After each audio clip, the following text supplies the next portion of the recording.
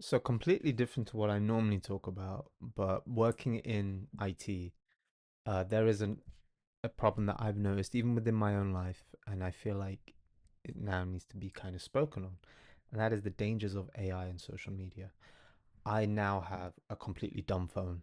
My iPhone has been wiped from all social media. Um, However, what I'm noticing is that we can't escape it. It is growing at a rate that I don't think any of us were ready for.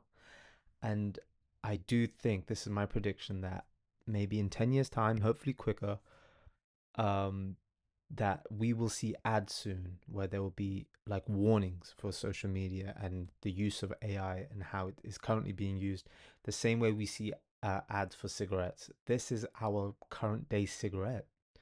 This is taking so many lives away. We've heard so many stories. There's recently been a young man that took his life away in Portland, because AI was encouraging him to, and not just in the US, here in the UK as well. And I've, as myself, I'm going to speak for myself. Social media is something that I did use a lot, and then I slowly just started taking a step back from it. But then with AI, I noticed I was using it a lot for everything to the point where I then realized I couldn't read something without getting AI's opinion. So then that's when I was like, right, I need to take a step back. I deleted my account like 6 months ago now. Don't have any chat GPT or anything like that, because what it's doing is stripping us away from being human. And this is where the worries coming in, is that we are no longer living a life that we weren't meant to be exposed to this much, especially this quick, and it's been condensed in such a short space of time. And my biggest fear is social media, because social media is hurting the children more. As adults, we should be able to just take a step away, and it's even hard for us. It's addicting, and it's addicting on purpose. But social media is now branching out. You now have dating apps, which are now a form of social media. This is where I feel like relationships are slowly dying. And again, I'm not a relationship expert or social media expert, but just from the outside, and as someone who works in IT, I saw the dangers of it. When I first started in IT at the age of 18, I worked at a school. One of the first things that I was asked to do was come into a room where there was a police officer, and he was asking me to get the chat log for someone off their phone from Snapchat. And I didn't know what Snapchat was. I Like I said, I didn't really have social media, especially when I was 18. And this was when Snapchat and like Facebook were growing. And you see all these young girls and boys basically sharing someone's nudes and exposing it to the whole school. And I was a bit like, oh, this is you. I've not seen this before. And then I found out that it's a crime. It's a crime for a young person to have a photo of themselves naked on their phone, and once they distribute it out, it's a form of child porn, and you're distributing it, and this can ruin so many young people's lives, and they don't realize what they're doing. And I think we need to have a better understanding of sex education. We need to now talk about this, but we also need to actually have more regulations on social media. And I feel like by the time it happens, it will be too late. And I understand that social media had a big speed, like it grew so massively during lockdown. Lockdown was, what could anyone do? We were all stuck at home. And that's where social media was like, right, let's pounce it out. Let's get these algorithms going. And we are now at a state where education has dropped. Children, and not just children, adults, attention span is, it's decreasing.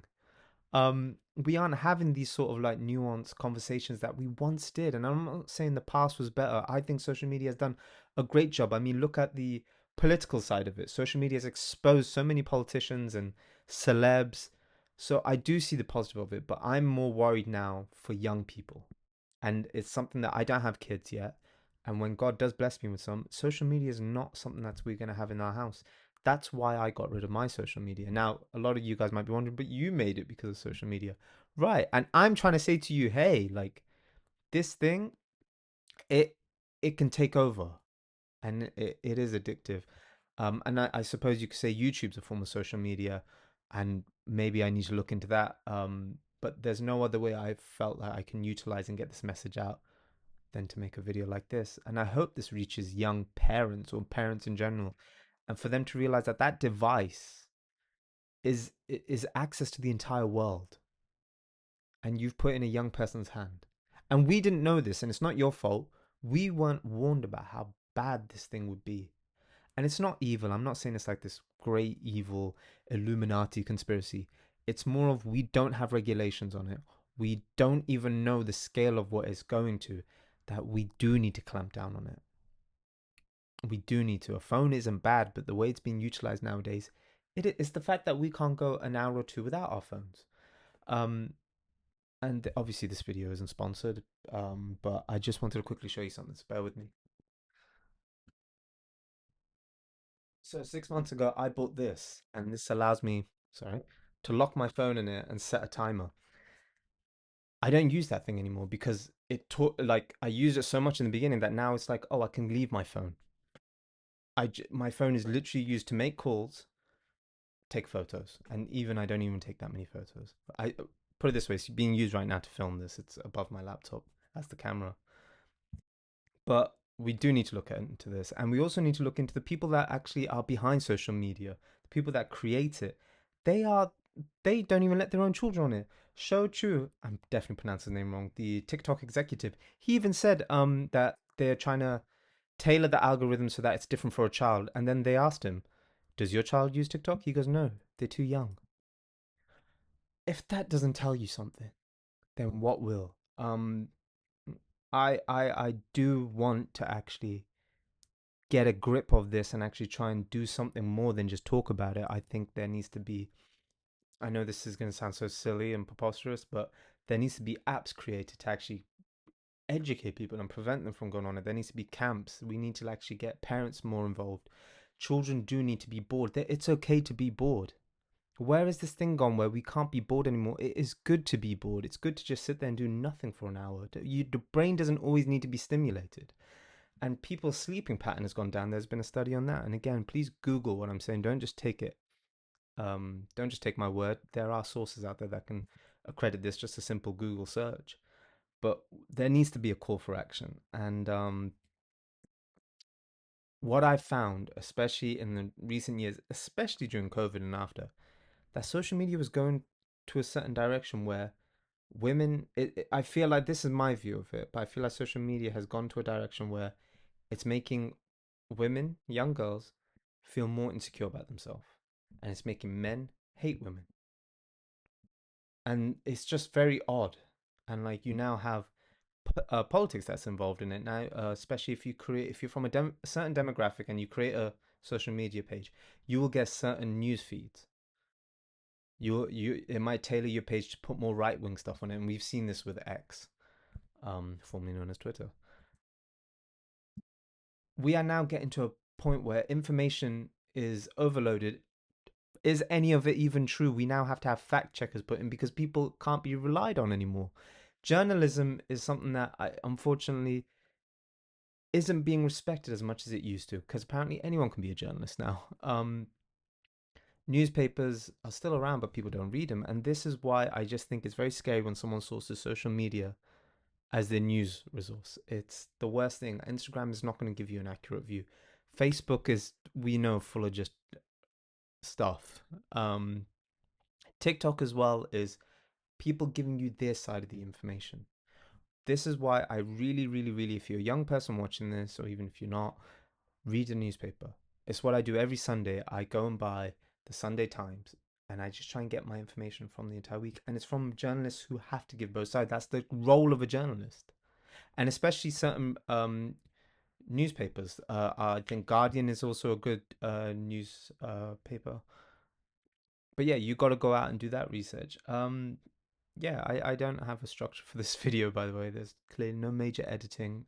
The mic isn't even mine, but yeah, I don't even know if the mic is going through this or if it's just ended up using my phone one. But and I say I work in IT, but I hope I I hope many of you who are watching this, please, for the love of God, and you're probably watching this on your phone, try and reduce your phone time. Try and get off social media. There's nothing you're gonna get at the end of it. Um, and I would encourage you go out and like see the world more. And when I just say see the world, go to your library, read. My God, read. Reading is the most important thing you can do. It is sad that I quoted Shakespeare the other day to someone and they didn't even get it. And I said Shakespeare, like they go, oh, we don't do that in school, like, and it's just like We shouldn't be losing this stuff. We can't allow it to be lost. And everyone thinks AI is this thing where it's gonna rise up, it's gonna get all the robots and kill us. No, we're doing that ourselves. We're allowing AI to make us dumber. We're relying on AI, and what we don't realize is that we're not these geniuses that have ended up making AI our little slave. We've just used ourselves away. We've given our own ability away. How, like, when you ask AI to write your email, you're kind of saying to yourself that you don't know that many words. The only way you're going to get to know more words is by reading. Read books and question what you read. 1984, George Orwell, he even says it in the book. Question, question, question. And it's okay to read what you want. At the moment, I'm currently reading The 40 Rules of Love. And in case you're wondering, it's because it's right next to my bed. Um, we do need to read. And reading allows you to use your imagination. And that's the unique thing about being a human. You can utilize it, you can escape this world for a bit. But if we don't read, we're going to end up just like zombies. And I can't emphasize it enough that social media really is making young girls more insecure. And that's sad that we have now people comparing how they look. There's a scene in the film 21 Years Later where this guy shows this kid who's had no exposure to technology or the modern world, and he shows him a photo of his girlfriend, and he goes, "Oh, she looks different. She doesn't look normal." And then when you see the photo, she has lip fillers and she has Botox and stuff, and you can just see it on a photo. But nowadays we see that as normal because we see people with loads of lip fillers and this and that, and it's only women that get that. Obviously, a small percentage of men, but you find, and we always like to insult women, like, "Oh, why are they doing that?" Because they've been sold that that is the look that they need to get, and we're not told that we can look like ourselves, we can be ourselves. Growing up, for me, I was told this nose was ugly, it was fat, it was. I love this nose now. This is my beautiful Roman nose. It carries heritage. But had I let what the influence of others did, I would have got plastic surgery because everyone's getting it. I mean, go look at the Arabs. Um, so my point here is that we need to look into this. We don't need more young girls who who just don't love themselves, and then young men who have been, it is conditioned into their head, and we see it time in and time out, that women are their enemies. Women are not your enemies. My God, if you allow it, women will look after you. No, no, no, I'm not doing this to pander to women in case anyone accuses me of that shit. But, and again, I don't get paid for social media. I don't make money out of this. I never have done. And I don't need anyone. So for me saying this, this is God is my God is my witness. This is my truth. That women aren't your enemies, and if you allow it, women can get you a lot further than where you get yourself. Um, when I left home, the only people that ever helped me were women. If I wouldn't be this man that I am so proud of now if it weren't for women. Okay?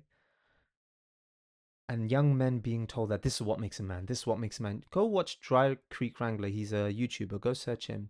He will tell you exactly what makes a man. A man is not someone who just makes money and gets abs. He's someone that actually tries to serve others, help others, utilize his skills. And that's what we need to do. I know we've been conditioned to think that money is the goal. Money, money, money, money. Money can only get you so far. You're not going to take it with you when you go. Money can always be made. But skills, time, that is not something you can get back. Utilize that well. There might be £1,000 coat that you want. It's still going to be there the next month, but this month you might not get back. Um, and young men are now being put on this guideline of, oh, men used to go to war, so we need to look like this. We need to be ready to fight. Doesn't that not get exhausting? After a while, you realize who you're fighting. The only person you should ever be fighting is the person in the mirror. You should always try and be better than that person. But it's okay to be a man nowadays. We've been told that men are toxic masculine. Being a man is okay. But we also need to realize that being a man means we have a responsibility. We should be looking after women. We should be respecting women. Um, yeah, I think I went off on a complete tangent on this one. But yeah, there's Wall Street Journal had a article about how Facebook knows it's toxic. It's even in the guidelines, and we need to see that this is the reality. And I really do hope that whoever's watched this has walked away with some knowledge. And I truly hope that we can kind of get a grip on this current climate. So, thank you.